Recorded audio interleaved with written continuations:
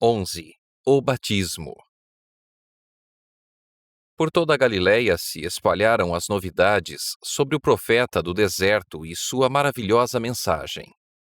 Essas notícias chegaram até os camponeses das mais distantes cidades da montanha e aos pescadores da praia, encontrando a mais genuína aceitação nesses corações simples e sinceros. Em Nazaré, repercutiram na oficina de carpintaria que tinha sido de José, e alguém reconheceu o chamado. Seu tempo havia chegado. Afastando-se de seu trabalho diário, despediu-se de sua mãe e seguiu os passos dos compatriotas que afluíam em multidões ao Jordão. Jesus e João Batista eram primos e tinham uma ligação muito próxima em virtude das circunstâncias que envolveram o nascimento deles. No entanto, não haviam tido qualquer contato direto um com o outro. A vida de Jesus tinha sido passada em Nazaré, na Galiléia, a de João, no deserto da Judéia. Em ambientes bem diferentes, tinham vivido separados e não haviam se comunicado entre si. Foi a providência divina que determinou que fosse assim. Ninguém poderia acusá-los de terem conspirado para se apoiarem mutuamente em suas pretensões. João sabia dos fatos que haviam marcado o nascimento de Jesus. Ouvira falar da visita que, em sua infância, tinha feito a Jerusalém e do que se passara na escola dos rabinos. Sabia da vida sem pecado de Jesus e acreditava que ele era o Messias, mas não tinha plena certeza disso. O fato de Jesus ter permanecido tantos anos no anonimato, não dando nenhum indício especial de sua missão, deu lugar a dúvidas quanto a ser realmente o prometido. No entanto, João Batista esperava com fé, acreditando que no tempo designado pelo próprio Deus, tudo seria estabelecido. Havia sido revelado a ele que o Messias o procuraria para ser batizado, e então seria dado um sinal de seu caráter divino. Assim poderia apresentá-lo ao povo. Quando Jesus foi para ser batizado, João reconheceu nele pureza de caráter que nunca tinha visto em pessoa alguma. A própria atmosfera de sua presença era santa e inspirava respeito.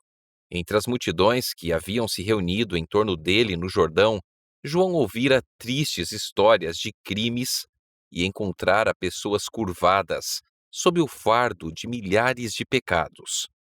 No entanto, nunca estivera em contato com um ser humano de quem exalasse uma influência tão divina. Tudo isso estava em harmonia com o que lhe fora revelado sobre o Messias. Apesar disso, esquivou-se de atender ao pedido de Jesus. Como poderia ele, pecador, batizar aquele que não tinha pecado? E por que aquele que não necessitava de arrependimento deveria submeter-se a um rito que era uma confissão de culpa a ser lavada? Quando Jesus pediu o batismo, João recusou, exclamando: "Eu é que preciso ser batizado por ti, e tu vens a mim?" Com firme e ao mesmo tempo gentil autoridade, Jesus respondeu: "Deixa por enquanto, porque assim nos convém cumprir toda a justiça." E João, cedendo, desceu com o Salvador ao Jordão, sepultando-o nas águas. Batizado Jesus, saiu logo da água, e eis que se lhe abriram os céus, e viu o Espírito de Deus descendo como pomba, vindo sobre ele. Jesus não recebeu o batismo como confissão dos próprios pecados. Identificou-se com os pecadores, dando os passos que precisamos dar e realizando a obra que devemos realizar. A vida de sofrimento e paciente perseverança que viveu depois do batismo foi também um exemplo para nós. Ao sair da água, Jesus se inclinou em oração à margem do rio. Uma fase nova e importante abria-se diante dele. Entrava a partir de então, de maneira mais ampla, no conflito de sua vida. Embora fosse o príncipe da paz, sua vinda devia ser como o desembainhar de uma espada. O reino que viera estabelecer era o oposto daquilo que os judeus desejavam. Aquele que era o fundamento do sistema de rituais e cerimônias de Israel seria considerado seu inimigo e destruidor. Aquele que havia proclamado a lei no Sinai seria condenado como transgressor.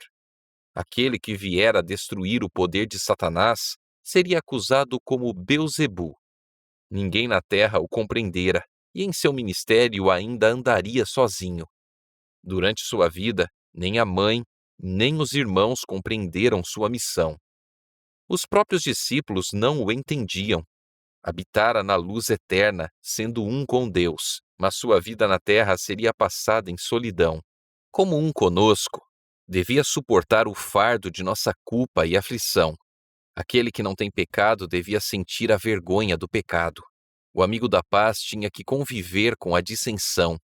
A verdade devia habitar com a mentira, e a pureza com a imoralidade.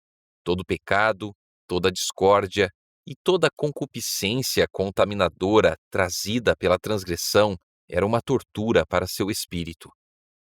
Precisava percorrer o caminho sozinho, e sozinho também carregaria o fardo. Sobre aquele que tinha aberto mão de sua glória e aceitara a fraqueza da humanidade, devia estar a redenção do mundo. Ele viu e sentiu tudo isso, mas seu propósito permaneceu firme. Dele dependia a salvação da raça decaída, e ele estendeu a mão para segurar a mão do onipotente amor. Ao derramar seu coração em prece, o olhar do Salvador parecia penetrar o céu. Sabia muito bem como o pecado havia endurecido o coração dos seres humanos e como lhe seria difícil perceber sua missão e aceitar a dádiva da salvação. Suplicava ao Pai poder para vencer a incredulidade deles, quebrar as correntes com que Satanás os escravizava e derrotar o destruidor em benefício da humanidade. Pedia a confirmação de que Deus aceitara a humanidade na pessoa de seu Filho. Nunca antes, os anjos tinham ouvido tal oração. Estavam ansiosos para trazer ao seu amado comandante uma mensagem de certeza e conforto. Mas não, o próprio Pai responderia à petição do Filho. Diretamente do trono foram enviados raios de sua glória. Abriram-se os céus, e sobre a cabeça do Salvador desceu a forma de uma pomba da mais pura luz, fiel símbolo dele, o manso e humilde. Entre as pessoas aglomeradas à beira do Jordão, poucos, além de João Batista, tiveram essa visão celestial. No entanto, a solenidade da presença divina desceu sobre a multidão. O povo ficou silencioso, contemplando a Cristo. Seu corpo estava envolto pela luz que cerca constantemente o trono de Deus. Seu rosto erguido estava glorificado como nunca antes tinham visto o rosto de alguém. Dos céus abertos, ouviu-se uma voz dizendo: "Este é o meu filho amado em quem me comprazo."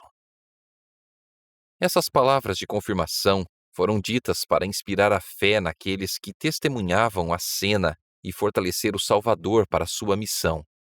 Embora os pecados de um mundo criminoso tivessem sido colocados sobre Cristo, apesar da humilhação de tomar sobre si nossa natureza decaída, a voz declarou que ele era o Filho do Eterno. João ficara profundamente comovido ao ver Jesus curvado como suplicante, implorando com lágrimas e aprovação do Pai. Quando ele foi envolvido pela glória de Deus e ouviu-se a voz do céu, João Batista reconheceu o sinal que lhe havia sido prometido por Deus. Sabia que tinha batizado o Redentor do mundo. O Espírito Santo desceu sobre ele e, estendendo a mão, apontou para Jesus e exclamou: "Eis o Cordeiro de Deus que tira o pecado do mundo." Ninguém entre os ouvintes percebeu a importância das palavras "o Cordeiro de Deus", nem mesmo aquele que as falara. No Monte Moriá, Abraão ouvira a pergunta do filho: "Meu pai, onde está o cordeiro para o holocausto?" O pai respondera: "Deus proverá para si, meu filho, o cordeiro para o holocausto." E no cordeiro providenciado por Deus em lugar de Isaque, Abraão viu um símbolo daquele que morreria pelos pecados da humanidade. Por meio de Isaías, o Espírito Santo, usando essa ilustração, profetizou sobre o Salvador. Como o cordeiro foi levado ao matadouro, o Senhor fez cair sobre ele a iniquidade de nós todos. Contudo, o povo de Israel não compreendera a lição. Muitos consideravam as ofertas sacrificais muito semelhantes à maneira como os pagãos olhavam para seus sacrifícios, como dádivas pelas quais podiam apaziguar a divindade. Deus desejava ensinar-lhes que de seu amor vinha a dádiva que os reconciliava com Ele. As palavras dirigidas a Jesus no Jordão, "Este é o meu filho amado, em quem me comprazo", abrangem a humanidade. Deus falou a Jesus como nosso representante. Com todos os nossos pecados e fraquezas, não somos rejeitados como indignos. Deus nos fez agradáveis a si no amado. A glória que veio sobre Cristo é uma garantia do amor de Deus para conosco. Mostra-nos o poder da oração, como a voz humana pode chegar aos ouvidos de Deus, e nossas petições podem ser aceitas nas cortes celestiais. Em consequência do pecado, a terra foi separada do céu e alienada de sua comunhão. Mas Jesus a ligou novamente com o mundo da glória. Seu amor circundou a humanidade e atingiu o mais alto céu. A luz que irradiou dos portais abertos sobre a cabeça de nosso Salvador brilhará sobre nós, ao pedirmos auxílio para resistir à tentação.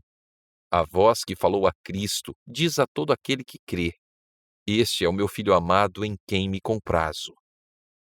Amados, agora somos filhos de Deus, e ainda não se manifestou o que haveremos de ser. Sabemos que quando Ele se manifestar, seremos semelhantes a Ele, porque haveremos de vê-lo como Ele é.